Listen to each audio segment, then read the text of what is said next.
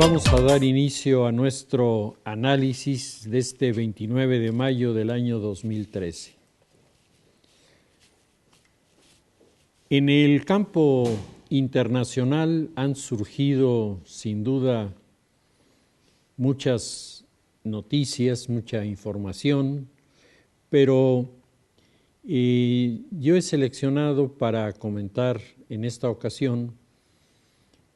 la reiteración de los atentados en contra de militares que participaron en la campaña del presidente Bush como aliados de Estados Unidos en la invasión a Afganistán. Y creo que vale la pena hacer esta reflexión porque nos estamos encontrando con características muy peculiares de este tipo de acciones. En primer lugar, no son realizadas por excombatientes de Afganistán, que uno pudiera entender en su momento tuvieron o se sintieron afectados porque alguien se les enfrentó e incluso pudo haber hecho cosas que les lastimaran, sino estamos hablando de personas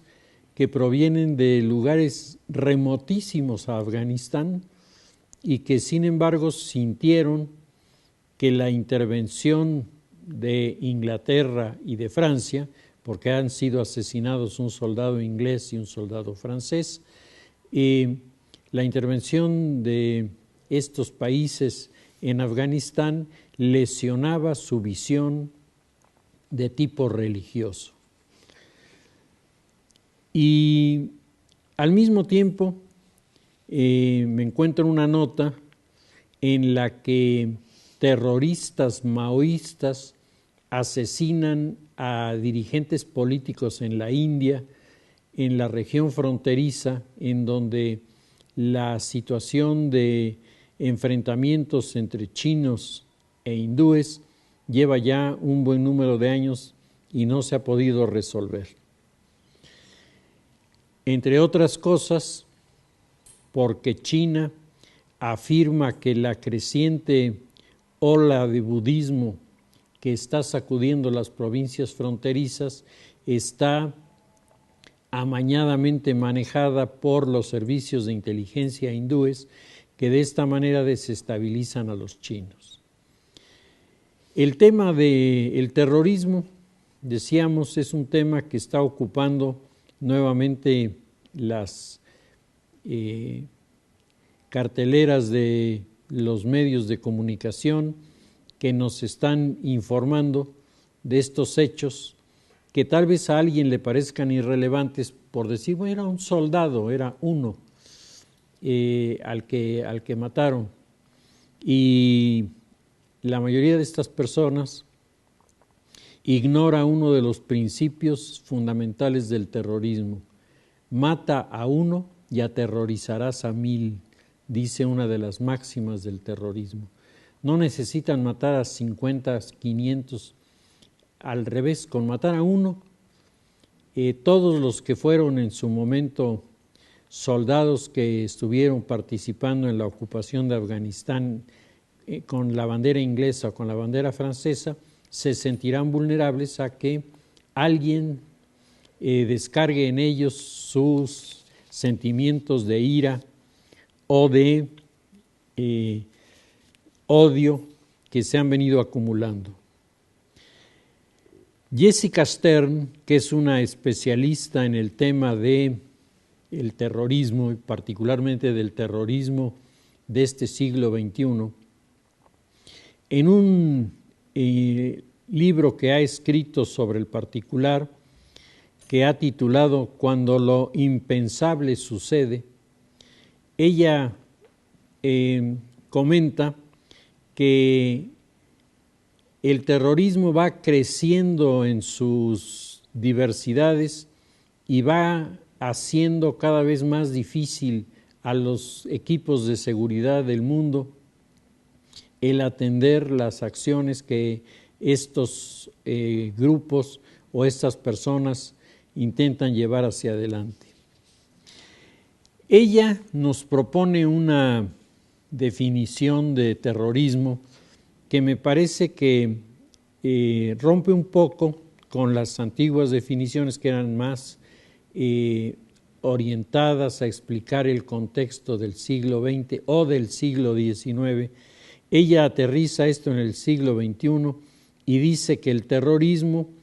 es el empleo o amenaza de violencia contra no combatientes con la finalidad de venganza o intimidación. Y entonces dice Jessica Stern, lo que estamos viviendo en el mundo actual es la aplicación de una máxima en la que se golpea a una persona para que en ella se identifique esta visión de venganza o intimidación o las dos cosas juntas. Porque cuando, como en el caso de estos soldados inglés y francés que han sido asesinados por musulmanes yihadistas, cuando muere el personaje atacado, no solamente se está cobrando, entre comillas, venganza frente a los que ofendieron al Afganistán, sino al mismo tiempo se está intimidando a todos aquellos que participaron. El terrorismo en el mundo del siglo XXI, dice Jessica Stern, se ha diversificado de una manera impresionante. Puede ser realizado por los estados, por grupos nacionales, por grupos internacionales, por individuos aislados. Los estados, los grupos o los individuos pueden estar motivados por asuntos políticos, ideológicos, religiosos, económicos. En la medida en la que uno va escuchando el universo del terrorismo, se da cuenta de que el terrorismo se va volviendo cada vez más amplio en su espectro de acción y en un momento dado puede convertirse en un factor de desestabilización de consecuencias verdaderamente impredecibles. Jessica Stern presentó un informe sobre su particular punto de vista sobre el terrorismo ante el Congreso de los Estados Unidos el año pasado, y ella, que tiene una larga carrera en los aparatos de seguridad de las Naciones Unidas y de los Estados Unidos, ella está convencida de que el tema de la amenaza de una bomba atómica fabricada en casa no es una exageración, que es algo que tiene que tomarse en cuenta y que, dice ella, no hay ningún jefe de los servicios de inteligencia del mundo occidental que se sienta tranquilo frente a esta situación. Ella hace una entrevista a uno de los jefes de seguridad de los nuevos servicios que hay en Rusia, que sustituyen a la KGB y a la MVD, que son los aparatos de espionaje y seguridad, y el titular le dice: no me pregunte usted si los grupos fundamentalistas pueden robar las reservas de uranio y de material radioactivo que tenemos. Lo que nos angustia es preguntarnos cuándo pueden hacerlo, porque la desventaja de los cuerpos de seguridad es que no pueden estar trabajando en alerta de 100% todos los días. Cuando hay alguna señal, cuando hay alguna advertencia, cuando hay alguna sospecha de que las cosas pueden derivar en una acción, entonces ellos activan sus alarmas y ponen a funcionar todo. Pero el jefe de seguridad de Rusia le decía a Jessica Stern: nuestra verdadera pesadilla es el saber que el riesgo está allí y no saber cuándo puede presentarse. Poco lo que ocurre con los que están diagnosticando sobre el volcán, sobre el Popocatépetl, y no pueden tener la alarma roja todos los días y saben que con esos mecanismos impredecibles del volcán, un día de repente puede aparecer ahí una explosión que cause quién sabe qué cantidad de víctimas, y a los que van a responsabilizar es a los que están vigilando, diciendo que no advirtieron a tiempo de cosas que son impredecibles. Los grupos se vuelven cada vez más peligrosos y esta especialista en el tema, Jessica Stern, dice: en el pasado las redes terroristas eran tan peligrosas como las redes de ahora. En eso no hay estrictamente una diferencia. Tal vez la diferencia estaría en que los terroristas del mundo del siglo XXI tienen acceso a armas de destrucción a las que no tenían acceso los terroristas de la generación anterior. Esto marcaría una diferencia significativa. Pero la realidad ha venido modificando muchos de los fenómenos que distinguieron al terrorismo siglo XVIII y siglo XIX, en donde había una figura capital, un jefe, que era el que con un grupo de especialistas o simplemente de gente muy identificada con la causa que desean defender, discutían y debatían sobre lo que se debía hacer y luego daban órdenes a una estructura que era la encargada de implementar la acción terrorista. Hoy eso ya no funciona así. Hoy las organizaciones funcionan en base a los principios de las redes y por lo tanto lo único que reciben de las redes normalmente es información. A veces, además de la información, reciben recursos económicos, recursos técnicos, recursos bélicos, pero quienes piensan y deciden qué cosa van a hacer son los integrantes del nodo encargado de ejecutar la acción, que coincide con los dirigentes del grupo terrorista en términos generales en la idea, pero en lo práctico ellos identifican cómo van a llevar a cabo sus acciones y con qué resultados. Dice Jessica Stern que el llamado pensamiento de grupo es muy importante para mantener activas las células que operan al margen de las grandes redes del terrorismo mundial. Organizaciones como Al-Qaeda no tienen jurisdicción y no tienen manera de tener control de células que funcionan y operan en Escandinavia, que operan en Francia, que operan en España, que operan en los Estados Unidos. No hay manera de poder manejar a todos estos grupitos que además surgieron no para servir a las órdenes de Al-Qaeda, sino nacieron para defender una idea que ellos tienen muy fija de asuntos de libertades políticas, ideologías, cuestiones religiosas y hasta cuestiones económicas. Todo se junta para que los grupitos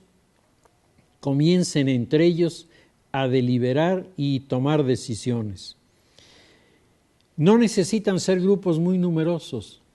De hecho, entre más corto es el número de los que los integran en las células, más peligrosas se vuelven, porque es más fácil poner de acuerdo a 3 que a 4. Entonces, con una relativa simplicidad,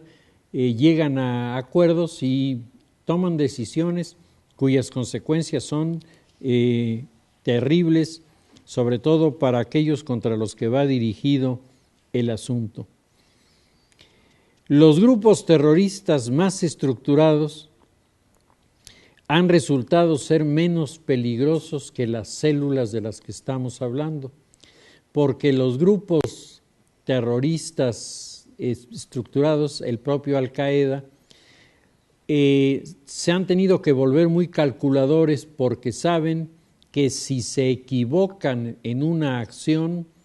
los grupos que les sirven a ellos de soporte económico, los que los están financiando, se van a echar para atrás o incluso los pueden denunciar con consecuencias que para ellos son definitivas. Entonces, se han vuelto, entre comillas, más conservadores, se han vuelto más cuidadosos. Si ustedes se ponen a revisar la prensa del último año, se darán cuenta de que acciones que hayan sido reclamadas por Al-Qaeda como propias, hay una o dos si acaso, y el resto de las acciones obedecen a pequeños grupúsculos que se inspiraron en que el yihadismo estaba autorizando la lucha en contra del mundo occidental, pero que no tienen una vinculación más que de ideas, doctrinaria, si se pudiera llamar, con Al-Qaeda, pero fuera de eso no hay ninguna conexión entre ellos. Tanto los grupos como los individuos tienen una actitud autista, dice Jessica Stern, y esto yo creo que es la clave para comprender el por qué estas personas llegan a tomar decisiones en donde incluso pueden perder la vida, como ha ocurrido con los que organizaron las bombas caseras en el maratón de Boston. Y los que están capturados por las mentalidades radicales difícilmente tienen acceso a una plática con alguien que no tenga la misma actitud. Yo creo que todos nos hemos dado cuenta en conferencias y demás, hay personas que al preguntar revelan un radicalismo verdaderamente extremo y ellos se dan cuenta de que el contexto del auditorio no corresponde a eso automáticamente. ¿Y qué sucede? Que esas personas, dándose cuenta de que cada vez que hablan quedan descalificados, se encierran en sí mismos. Y entonces, tanto en los grupos como en las personas ocurre este fenómeno de, entre comillas, autismo. La persona que por su propio radicalismo se ve aislado de la comunicación con los demás, puede llegar a tomar una determinación y una decisión fatal sin consultarla más que consigo mismo, porque todos los demás lo han descalificado y entonces no tiene ante quién recurrir y a quién preguntarle, sino él es su único juez y es su única autoridad a la que va a responder. Hay una socióloga argentina que se llama María Moyano, que ha hecho un estudio interesantísimo sobre los grupos guerrilleros y terroristas de Argentina. Y ella, entre todos los datos que va obteniendo de los terroristas, en el caso de los montoneros, llega a una conclusión que es muy interesante. Los integrantes de estos grupos solo se casaban entre ellos, no platicaban con nadie que no fuera de ellos. De hecho, habían creado hasta escuelitas para que fueran sus hijos y no oyeran las clases de otras personas. ¿Qué se podía esperar de una generación así? Entre comillas, autismo que los volvió terriblemente peligrosos, porque entre ellos se iban acelerando, se iban dando cuerda, iban generando el resentimiento, el odio, el convencimiento de que era necesario matar, poner una bomba, asaltar, secuestrar, todas las cosas que hicieron, y lo llevaban a cabo, y ellos mismos eran los que evaluaban lo que había pasado. Es decir, nunca oían a alguien de afuera, nunca tomaban una referencia de el que tuviera una opinión distinta, y esto, y está reconocido por los dirigentes del movimiento de los montoneros, los volvió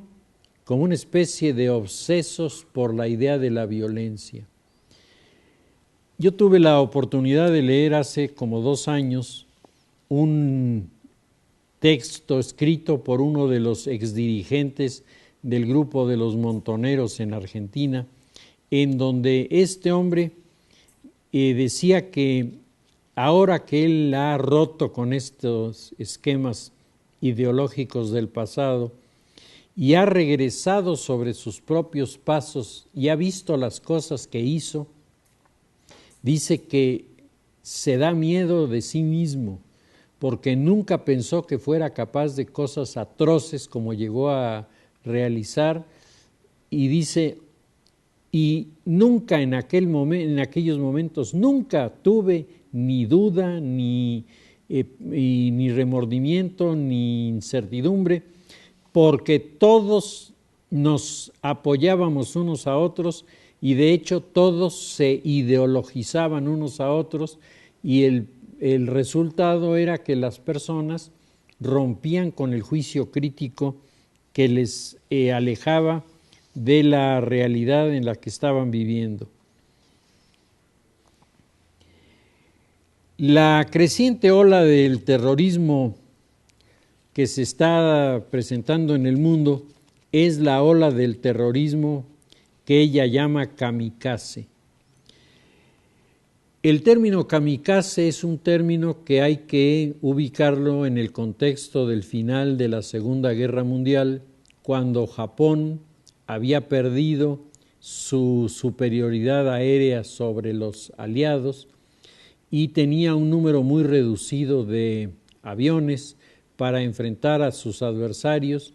que se presentaban frente a las islas del Pacífico con un gran número de buques de guerra, con una aviación muy importante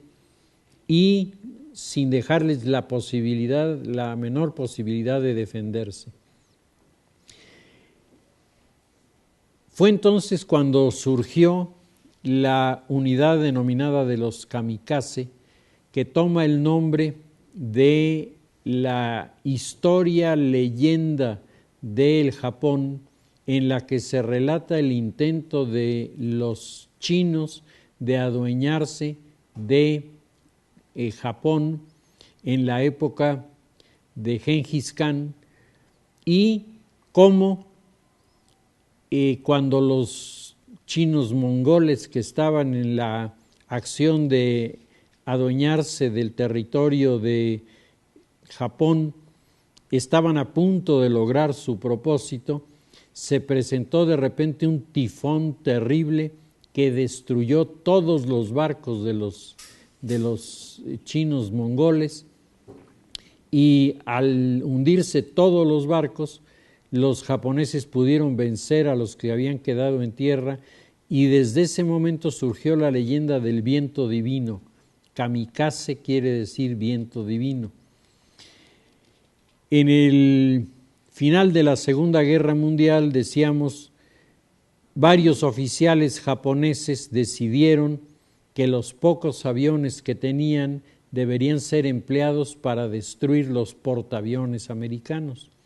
Entonces ponían una bomba o un torpedo en el avión, lo despegaban. El avión llevaba solo gasolina para llegar hasta donde estaban sus adversarios, y ahí el piloto llevaba el avión directamente al choque con el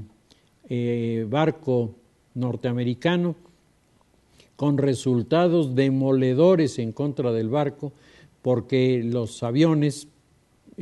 se clavaban en la mitad de las cubiertas o se clavaban en las zonas en donde estaban los elevadores de los aviones, y los portaaviones quedaban totalmente desmantelados. Claro, cada uno de esos impactos significaba un avión menos y un piloto menos. Así la unidad de los kamikaze, que uno pudiera pensar, pues fue una unidad que se sacrificó y quedó marcada con este signo de este heroísmo suicida. En realidad la unidad de los kamikaze no desapareció. Los jóvenes se presentaban de voluntarios para que cada uno quería tener un avión para incrustarlo en los barcos americanos. Los especialistas en el tema, hay un capitán español, Luis de la Sierra, que a mi modo de ver tiene la mejor historia de la guerra naval de la Segunda Guerra Mundial. Tiene 4 libros sobre el tema extraordinariamente bien escritos. Él dice que si Estados Unidos no hubiera tenido la capacidad de reposición de barcos que tenía, Japón hubiera echado para atrás a los aliados con el sistema de los kamikaze. Ese modelo de kamikaze se ha traducido hoy a los ataques en donde una persona se pone encima toda una instalación de bombas, se mete en un lugar y se hace explotar. Dice Jessica Stern que la ola del terrorismo moderno es la ola kamikaze. Y entonces ella dice que desde la perspectiva del mundo occidental nos resulta difícil encontrar un justificante para pedirle a alguien que se ponga una bomba y se haga explotar, pero que los musulmanes han desarrollado una teoría a partir de los escritos del ayatollah Sayyid Muhammad Fadlallah,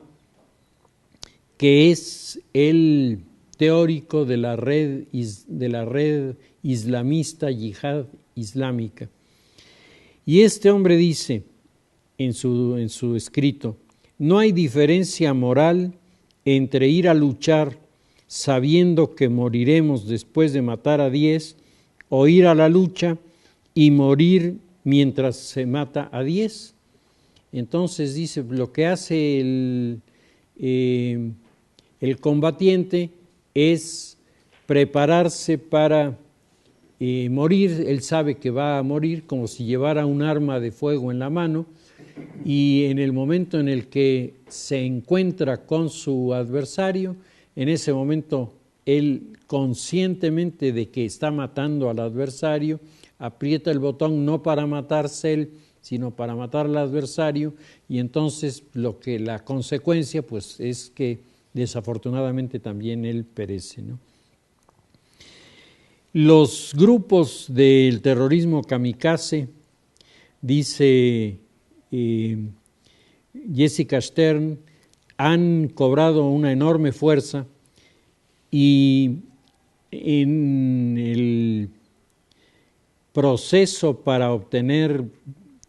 entre comillas, vocaciones para llevar a cabo estas acciones, dice Jessica Stern, hay 2 vetas muy importantes de las que se nutre el terrorismo islamista. Una es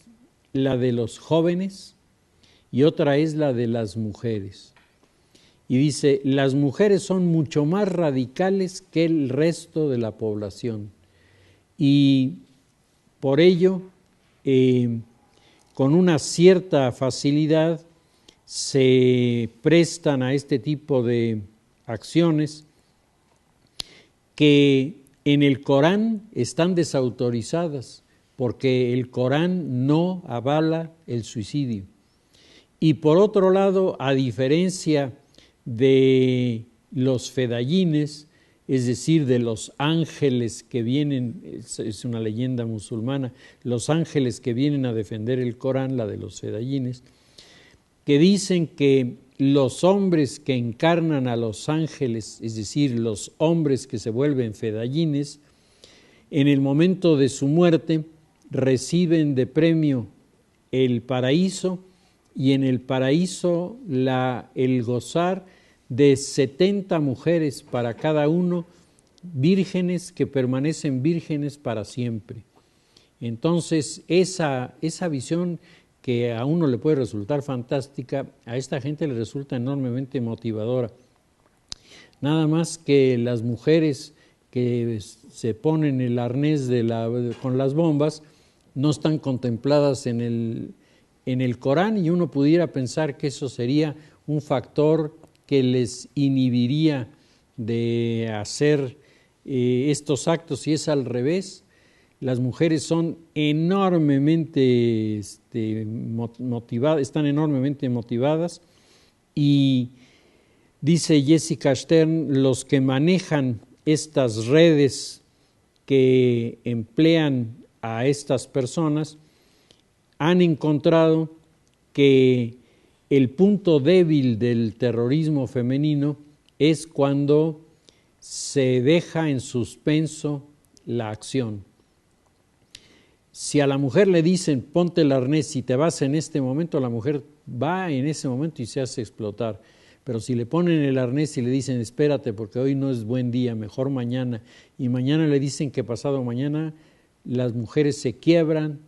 y entonces el ejemplo de una mujer que deja de estar motivada desmotiva a muchas otras más. Por eso, decía Jessica Stern, los que cultivan el funcionamiento de estas células femeninas de donde salen las voluntarias, procuran que estén las mujeres muy ocupadas en otras cosas sin estar pensando en lo que van a hacer. Y pone el ejemplo de una chica palestina que el día anterior a hacerse explotar recibió su título de abogado en la universidad. Ella recibe el título el día anterior y el día siguiente se hace explotar en un autobús en donde iban las familias de los militares judíos. Los terroristas que tienen estructura están cada vez más lejos de ser los verdaderos actores de las acciones que estamos viendo. Los muchachos que mataron a machetazos al soldado inglés, los que mataron al soldado francés, son gente que no está integrada en redes ideológicas, son personas que se motivaron platicando al salir de la mezquita, al hacer comentarios entre ellos, llegaron a la conclusión de que tenían que hacerlo sin consultarlo con nadie, no le tomaron opinión a su cadi, no le tomaron opinión a nadie, simplemente hicieron las cosas porque creían que esto era lo que tenía que hacerse de ahí en adelante. Y dice Jessica Stern, lo que está ocurriendo nos hace ver, primero, que el terrorismo será una variable inevitable a lo largo del desarrollo de esta cuenca de la globalización, en la que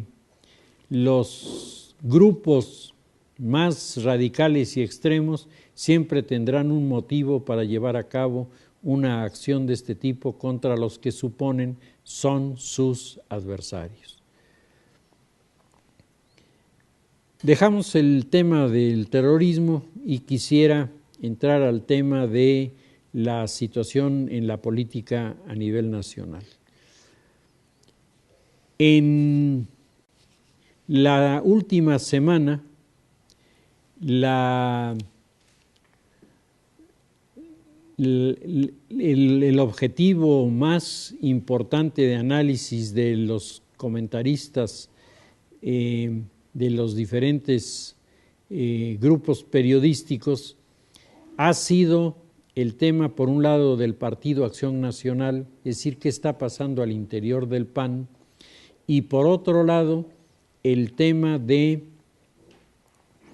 lo que está pasando al interior del PRI y del PRD, porque los tres partidos políticos en este momento están, cada uno de ellos teniendo problemáticas que son un poco diferentes, pero en el fondo son el reflejo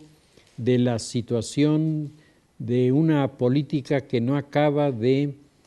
responder a las reglas de la democracia. El expresidente Felipe Calderón, como dice alguno de los analistas, no acaba de entender que no debe meter la mano en donde ya no tiene mano. Cuando él dejó la presidencia de la República,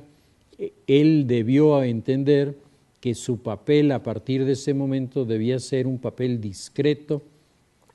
alejado de los reflectores, y dejar que su partido reflexionara y asimilara algo que es una de las experiencias más demoledoras al interior de los partidos, que es la derrota en las elecciones presidenciales teniendo la presidencia. Porque se puede ser derrotado en las elecciones presidenciales sin tener la presidencia y siempre queda el acicate de a la próxima sí se puede. En cambio, haber perdido la presidencia tiene un peso específico que hace muy difícil de asumir y reconocer que las cosas ocurrieron de una manera contraria a lo que se había planteado. El presidente Felipe Calderón no solamente no quiere asumir el papel que, sin estar escrito en ninguna parte, han asumido los expresidentes en México. Tradicionalmente la figura del presidente en México desaparece con la última, en el último acto donde entrega la banda presidencial y vuelve al anonimato. Decía Daniel Cosío Villegas en el libro donde explica la historia del sistema político mexicano que los políticos en México, él claro en aquella época se refería como político a los priistas, decía, atraviesan por un ciclo inevitable. En el primero de los ciclos,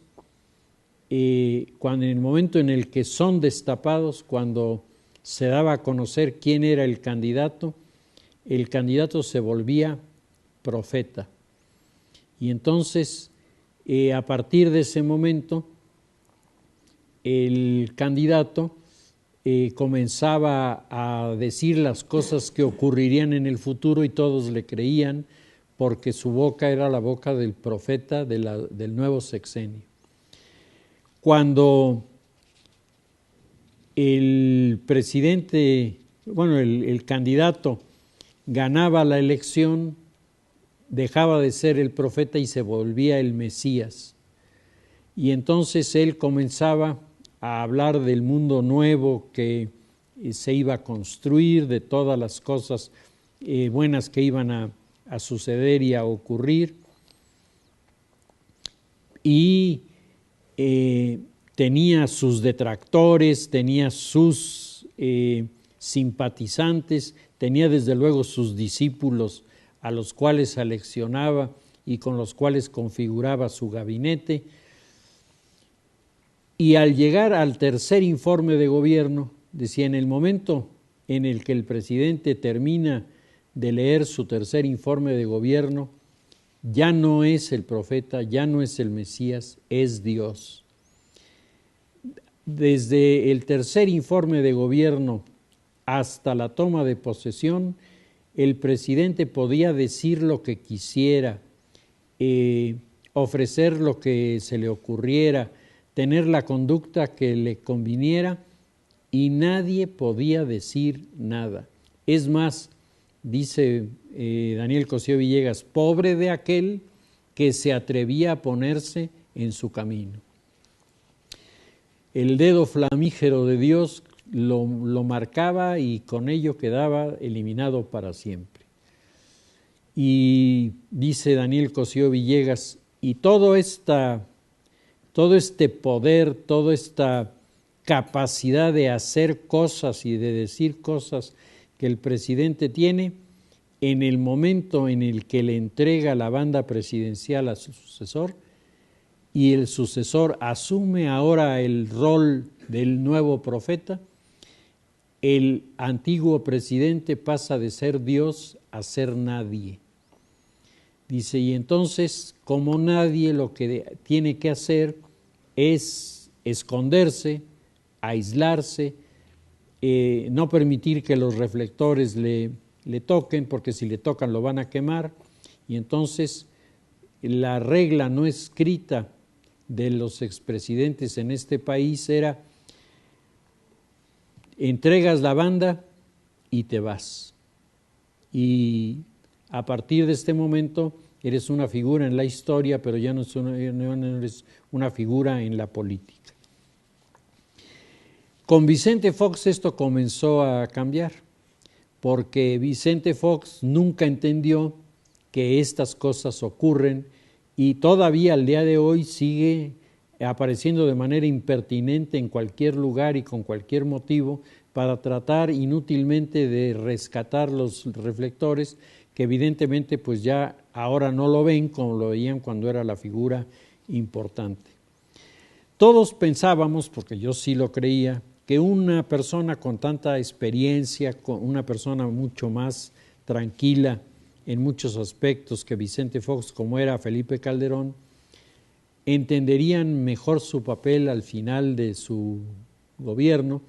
y estarían dispuestos a hacerse a un lado y dejar que la política siguiera su curso y ellos desarrollar actividades que les mantuvieran al margen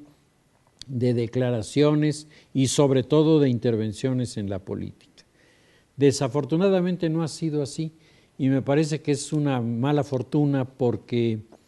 el Partido Acción Nacional, que ya de por sí está fuertemente golpeado por haber perdido la elección, por tener internamente, como es lógico al final de una de estas experiencias traumáticas, tener una polémica interna que parece no esclarecerse y no definir por dónde está la solución. A todo esto se le agrega ahora un presidente que está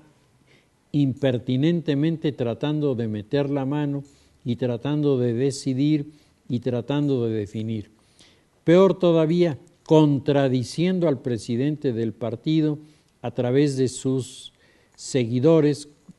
Cordero, Lozano, etcétera, que le hacen eco a la figura de Felipe Calderón y no se dan cuenta, o si se dan cuenta habría que preguntarse a qué le están jugando, de que en la medida en la que la figura del presidente pretende otra vez recuperar el control del partido, en primer lugar se manda una señal malísima a los seguidores del PAN, porque el PAN siempre fue contrario a esta idea. El padre de Felipe Calderón sería el primero que estaría en contra de lo que está haciendo Felipe, precisamente porque él era uno de los que defendía a capa y espada la idea de que los partidos no le pertenecen a nadie, los partidos son expresión de la sociedad. Y si un partido tuvo una derrota es porque se divorció de la sociedad y lo que tiene que hacer es investigar en dónde está ese punto de ruptura, cuáles fueron los motivos de la fractura y sobre esto llevar a cabo toda una labor de reconstrucción y al mismo tiempo de enlace con la sociedad civil para que mientras el partido comienza a reestructurarse, la sociedad civil se vaya acercando al partido y vaya nuevamente recuperando el partido, su proyección y su capacidad de convocatoria para las próximas elecciones. Esto es lo que se está poniendo en este momento en un predicamento porque el presidente le está enfrentando al presidente del partido, el expresidente con el presidente del partido, y se trata de una especie de forcejeo en el que uno no sabe si el bando de Felipe será el triunfador o será el triunfador el bando de Gustavo Madero. Lo que sí queda claro es que Calderón, también a diferencia de lo que muchos pensábamos, está convencido de que el papel del PAN en este momento es el papel de piedra en el camino de Enrique Peña Nieto y no dejar que funcione el Pacto por México. Mientras Gustavo Madero está en la línea de a nosotros no nos dejaron, pero nosotros sí vamos de manera responsable a solidarizarnos con el proyecto del plan del Pacto por México y vamos a sacar adelante las reformas que hacen falta porque este país las necesita y nuestras visiones están por abajo de los intereses del país. Y entonces Felipe Calderón dice, eso es hacerle el juego al PRI y nosotros, el PAN no tiene derecho de ser un patiño del PRI, el PAN lo que tiene que hacer es en este momento enseñarle al PRI cómo la oposición también puede frenar sus iniciativas de la misma manera que ellos nos frenaron las nuestras. Estas dos visiones se están confrontando intensamente al interior del partido Acción Nacional y creo que esto es el punto neurálgico sobre el que se están centrando muchos de los analistas que se preguntan a dónde van a ir a dar las facciones al interior del Partido Acción Nacional si el enfrentamiento se sigue manifestando con tal radicalidad. El punto verdaderamente débil del Partido Acción Nacional en este momento es la imagen que proyecta delante de la sociedad civil, porque la sociedad civil percibe esto y si no lo percibe, los medios de comunicación le ponen la lupa encima para que lo vea. Algunos con yo creo que la buena intención de sacar a la luz el problema y de veras resolverlo, y otros claramente con la mala intención de dejar una mala imagen del partido y descalificarlo en estos juegos de equilibrios que se están gestando en este momento. Ha resurgido en los últimos días la figura de Josefina Vázquez Mota, eso no deja de llamar la atención. Fernández Menéndez, que es uno de los analistas serios sobre el tema de la política nacional, le dedica un artículo al regreso de Josefina y se pregunta, dice Fernández Menéndez, si realmente Josefina podrá superar la oposición que ha surgido en su contra al interior del PAN, porque ella es considerada por Felipe Calderón como su archienemiga. Entonces, estas situaciones que comienzan a generarse de presentaciones en donde se puede apreciar dos enfoques muy distintos de la política, de la realidad mexicana, del papel de la mujer en la política, etcétera. Creo que están sacudiendo la estructura del Partido Acción Nacional. Internamente los representantes de este partido tienen un debate muy, muy intenso, y por otro lado, esto se refleja en la Cámara de Senadores en uno de los temas más tensos de los últimos días. Nombra el presidente a su representante en la Cámara, sustituyendo a Cordero, que estaba jugando la línea del presidente y lo estaba descalificando, y resulta que un buen número de senadores del PAN no se presenta a la toma de posesión del nuevo líder de la Cámara, y prácticamente le hacen saber que ellos seguirán obedeciendo a Cordero y seguirán obedeciendo a Felipe Calderón. Es un momento crítico para el Partido Acción Nacional, es un momento sumamente difícil. Les comentaba yo la semana pasada que me había tocado oír una entrevista con Soledad Loaesa. Ahora Soledad Loaesa ha publicado su análisis del fenómeno de lo que está ocurriendo en el PAN. Lo publicó en el periódico de este sábado, del periódico El País. Ahí viene el artículo de Soledad Loaesa, que es, a mi modo de ver, una de las mujeres que más sabe sobre el tema del Partido Acción Nacional. Es una especialista en el tema. Las cosas que yo le he leído a ella son realmente muy objetivas y muy serias. Y ella dice que en medio de todo este escenario no debemos olvidar que lo que se está debatiendo no es si la línea de Felipe Calderón o si la línea de Gustavo Madero. Ella dice, aunque no se haya traducido hasta el momento en documentos públicos, esta tercera gran crisis que está viviendo el Partido Acción Nacional, igual que las dos anteriores, se debe al choque entre los que piensan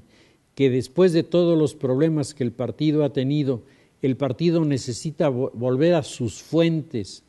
abrevar de sus fuentes y regresar para volver a retomar el mensaje que en sus orígenes le acercó a la sociedad mexicana. Dice, esto es lo que tiene que hacer el partido, mientras la otra facción, que es la facción de Felipe Calderón, dice, a la basura con el retorno a los principios, vámonos a jugar en la línea más liberal de la política, y nuestro deber, nuestra responsabilidad es orientar al partido en una línea de efectividad liberal que puede chocar o no con nuestros principios del pasado, pero que es la que verdaderamente funciona en este momento. Estas áreas de tensión en el Partido Acción Nacional se están reflejando también al interior del PRD. Al interior del PRD se han producido en las últimas 2 semanas declaraciones de descalificación, de enfrentamientos internos muy serios, que hacen preguntarse a unos si el PRD sobrevivirá políticamente, porque mientras el PRD parece estar empeñado en una lucha de las tribus que lo configuran, hacia el exterior, Andrés Manuel López Obrador regresa de repente con una declaración sorprendente. Andrés Manuel López Obrador dice que ha estado reflexionando seriamente y llega a la conclusión de que en México la vía revolucionaria violenta queda cancelada, que esa ya no es una vía aceptable, que lo único que es aceptable es la vía democrática y que él se apuesta por la vía democrática. Y por lo tanto llama a los grupos de la izquierda, es decir, llama a los militantes del PRD a que se pasen a su partido para que de esa manera la izquierda reforzada con nuevas ideas y nuevos principios sea capaz de enfrentar los retos electorales que se le van a venir encima en los próximos meses. Y eso es desgajar internamente al PRD, porque habrá que ver de qué tamaño es la mordida que le da López Obrador al PRD y que le saca